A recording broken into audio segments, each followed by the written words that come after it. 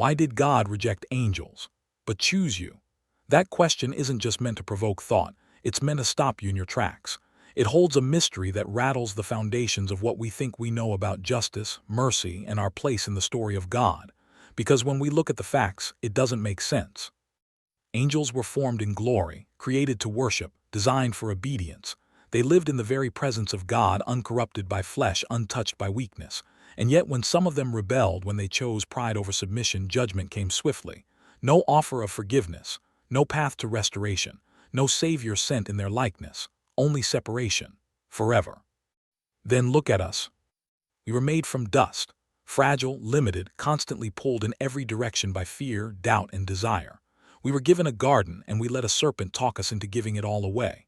We distrusted the voice that made us and chose our own. And the consequence wasn't small. Death entered our bones, and creation groaned under the weight of our rebellion. And yet, the response we received was not immediate destruction. It was pursuit. It wasn't angels God came after. It was us. He didn't wrap himself in fire and light. He wrapped himself in skin and breath and bone. He didn't descend as a commander of legions. He arrived as a child in a feeding trough. He didn't take the form of a being who stood tall in the throne room. He took the form of a servant, a carpenter, a man of sorrow. Hebrews 2:16 says, "He did not take on the nature of angels, but he took on the seed of Abraham." That means God didn't just see your brokenness. He stepped into it, willingly, fully, knowing exactly what it would cost. But why? Why pass over angels, those ancient and mighty beings, and instead chase after us? That's not a poetic question. It's the beginning of everything. And before we can understand the depth of love, we have to face the weight of the choice God made, what he rejected and what he embraced, what he let go of and what he held on to. And as we step into that truth, it just might reshape everything you believe about your worth.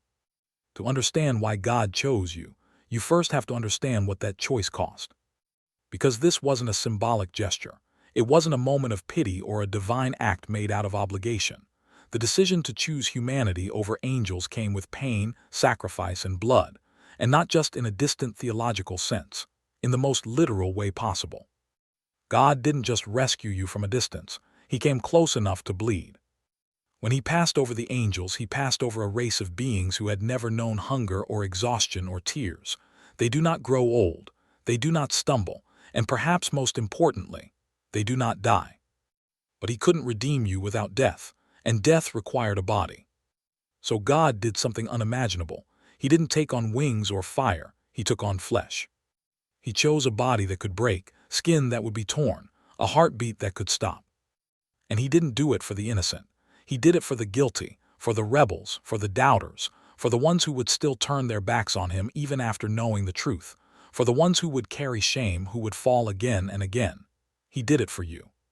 He became one of us, not just to be near, but to be wounded, to carry the burden we couldn't lift, to walk the road we couldn't survive, to die the death we earned. There's a reason angels weren't redeemed. They don't carry what we carry. They don't bleed. They don't hunger. They don't die. Christ came not to save what was unbreakable, but what was already breaking. You. The cross wasn't a backup plan. It wasn't an accident. It was the only way love could reach you fully. And he took that way, knowing it would cost him everything, not for a race that had proven itself faithful, but for a people who had already failed. So when you wonder why he chose you, don't look for an answer in your strength. Look at the scars in his hands. Because that's where the answer lives. And the more you understand what it cost him, the more you'll begin to realize how much you matter. If the price paid for you was that high, then your life cannot be meaningless. So many people walk through this world believing they were an afterthought, like they were created simply to survive, to exist, to make it from one day to the next. But that's not how God works. He doesn't make mistakes, and he certainly doesn't pay with blood for things that don't matter. You were not just rescued, you were chosen on purpose. And that means you were also chosen for a purpose. God didn't step into your suffering just to take it away. He came to transform it. He came to take your ashes and trade them for beauty, to take your shame and replace it with calling, to take the pain that was killing you and turn it into a testimony that brings life to others. The angels who fell were cast out forever. Their rebellion was met with finality. There was no redemption, no second chapter. But when we fell, God wrote a second chapter with his own blood, and he didn't just write an ending, he wrote a new beginning. You are not merely a saved sinner. You are a redeemed child, a living vessel of the grace that shook the heavens and rewrote eternity. That changes how you see yourself, or at least, it should, because the world will still try to label you. Your past will still whisper old names. The enemy will still remind you of every moment you fell short. But heaven calls you chosen. Not tolerated, not pitied, chosen. And when God chooses someone, he doesn't just clean them up and sit them on a shelf. He invites them to walk with him, to carry light where there's darkness, to speak truth where there's silence, to be a reflection, imperfect but powerful, of the one who stepped out of glory and into dust. That's who you are now. Not because you feel it every day, but because it was sealed on a cross and confirmed in an empty tomb. You're not just a recipient of grace. You've become part of how that grace moves in the world. So wherever you've been, however lost or small you may have felt, hear this clearly. You were not passed over. You were not overlooked. You were the one he came for. And that changes everything about where you go from here. There's something quietly powerful about realizing your life isn't just about you. That the breath in your lungs, the years you're given, the people in your path, they're not accidents. If God truly chose you, if he passed over the angels and came for you, then every part of your life begins to carry meaning. You're not just moving through time, you're moving through purpose. Most of us grow up thinking purpose is something big, something loud, like standing on a stage or doing something the whole world notices. But that's not how the kingdom of God works. It's built in the quiet places, in rooms where no one is watching, in choices no one applauds, in faithfulness that never makes the news. You were chosen for those moments. Not because you're flawless, not because you always know what to say, but because the God who chose you knows how to use small things for eternal purposes. A single word of kindness, a prayer whispered when no one else hears, a decision to forgive even when the wound is still fresh. These things echo beyond what we can measure. The angels don't get to be vessels of grace in the way you do. They don't know what it's like to fall and be lifted, to sin and be forgiven, to carry the weight of regret and then feel it lifted by love. That story, the story of redemption, is written on your life now, and through you, it's written into the world around you. You don't need a title or a spotlight. You just need to walk in what's already true, that you were chosen not only to be loved, but to live differently because of that love. You don't earn your place through effort. You respond to grace with surrender. Every time you choose humility over pride, patience over frustration, mercy over judgment, you reflect the one who chose you. There will be days you forget. There will be moments when the old lies sound louder than the truth, but that's why you come back to what never changes. You were not forgotten. You were not overlooked. You were not one of many. You were called by name, and the one who called you hasn't changed his mind. You still carry what he gave you, even if your hands shake, even if your heart questions, even if the path ahead is unclear, your place in his story remains secure. And that story, your story, matters more than you know. There's a quiet shift that happens when you stop asking, "Why me?" from a place of doubt and start asking it from a place of wonder. Not in fear, not in guilt, but in awe. What kind of love sees every flaw, every failure, every hidden wound and still says, "You are the one I want"? We often spend our lives trying to earn a sense of worth. We chase achievements, approval, even perfection, hoping that one day we'll finally feel like we're enough. But what if the question was never whether you were enough? What if the answer has always been that he is? The one who chose you never asked for you to be impressive. He asked for your heart. And when you gave it even in pieces, he called it holy. Because he knows that love like his doesn't just forgive, it transforms. Slowly, deeply, sometimes painfully, but always faithfully. This is why he chose you. Not because you were better, but because through your story, through your redemption, the world would see who he is. That's what grace does. It puts his power on display in lives that no one thought could be used. It rewrites names. It heals what no one else saw. It takes what the world calls broken and calls it beloved. And that includes you. There will still be battles. There will still be moments when you feel small or tired or unseen. But the same voice that called you out of darkness will keep calling you forward, not to prove yourself, but to walk in the light you've already been given. You carry something now, not as a burden but as a flame. You were chosen to bring warmth where the world has grown cold. You were chosen to remind others that they are not beyond reach, not forgotten, not finished. The angels do not know what it means to fall and be lifted. You do.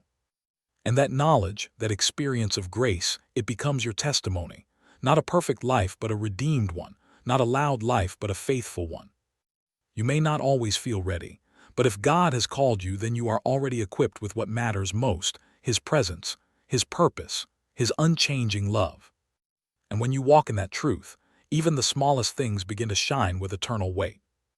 Knowing that you've been chosen changes something, but living like it is where everything starts to shift. You were never meant to carry this truth like a souvenir. It's not a memory to tuck away or a warm thought for hard days. It's a fire meant to burn in how you speak, how you walk, how you love. Not a burden, but a direction. Not a demand, but a compass. The world doesn't always need louder voices. Sometimes it just needs people who live quietly from a place of truth, who make decisions that don't make sense to anyone but God, who forgive when the world says walk away, who keep showing up when no one claps, who choose kindness when pride would be easier. That's where purpose takes root. And that's where your life becomes more than a timeline. It becomes a testimony. You may not be the strongest, you may not be the boldest, but you were never asked to be. God doesn't need your power, He carries that. He simply asks for your yes, and sometimes that yes is quiet. Sometimes it's tired. Sometimes it comes with questions still hanging in the air. That's okay. Your obedience was never about having certainty. It's about trust. It's about remembering that the one who passed over angels to reach you has not changed His mind about you, even when you're unsure, even when you fail, even when all you can do is take the next step. This is what it means to live chosen. To carry grace into places that feel graceless, to hold peace in the middle of chaos, to walk in rooms where you once felt invisible and know you are known, you are sent, you are not alone. And here's what's beautiful: your life won't always shout, but it will shine. You might never see the full impact of your faithfulness. You might never hear the full story of how your quiet kindness turned someone back toward hope. But heaven sees, God knows, and nothing offered in His name ever goes unnoticed. So don't wait for perfect conditions. Don't wait until you feel more ready. You've already been called, already been equipped, already been filled with the same Spirit that raised Christ from the dead.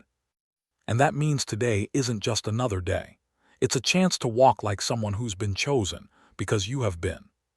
There's a kind of peace that doesn't come from understanding everything. It comes from finally trusting the one who does. You may never fully grasp why God passed over angels and set His love on you, but maybe the deeper truth is this: He didn't ask you to understand it. He asked you to live like it's real.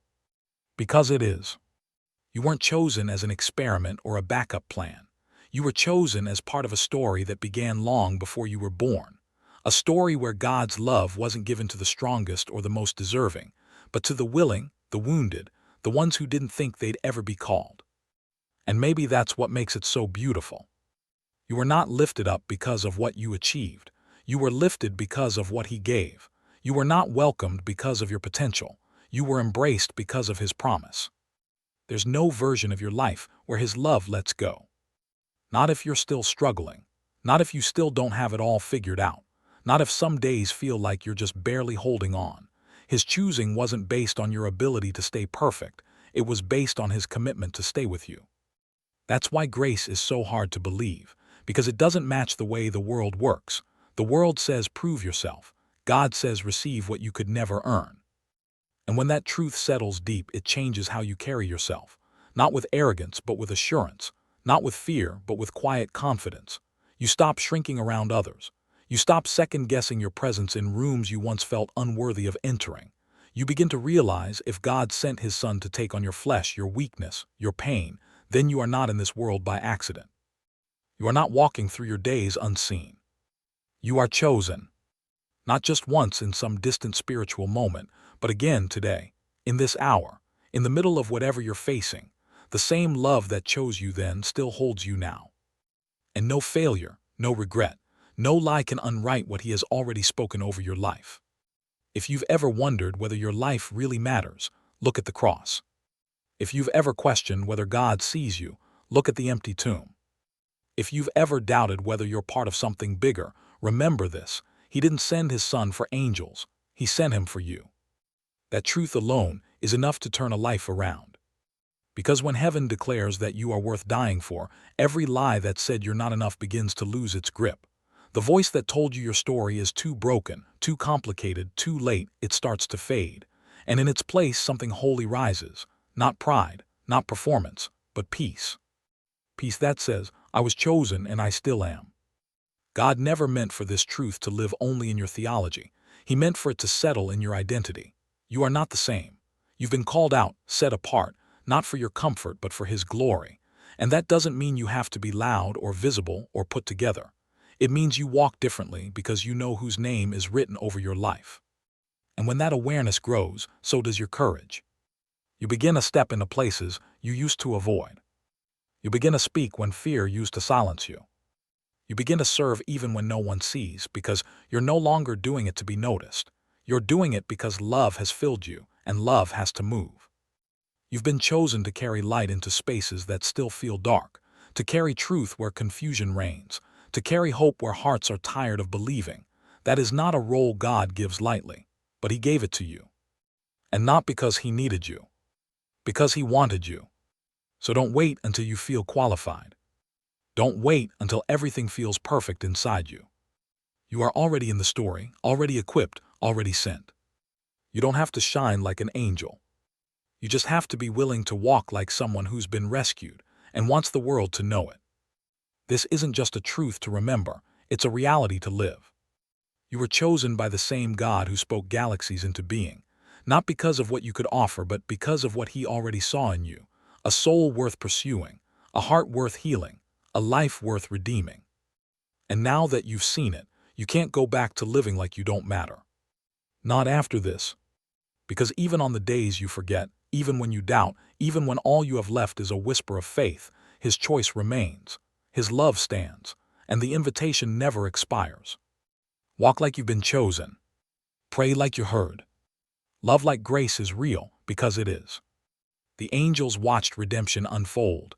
You were written into it. The cross wasn't for them. The blood didn't flow for them. The tomb didn't open for them. But it did for you. And now your life becomes a response, a quiet declaration that says, I didn't earn this, but I'll carry it. I'll live like it matters because it does. And if this message has stirred something in you, if it's helped you remember who you are, or maybe helped you believe it for the first time, I want you to stay close. This space isn't just a video. It's a place to be reminded again and again that you are seen. You are loved. You are called. So if you haven't yet, hit subscribe. Not just to follow a channel, but to walk with people who are choosing to live like they've been chosen to. There's more to say, more to discover, more to remember when the noise gets loud. And every time you return here, I hope one truth still echoes louder than the rest. God said, you, not angels. And He meant it.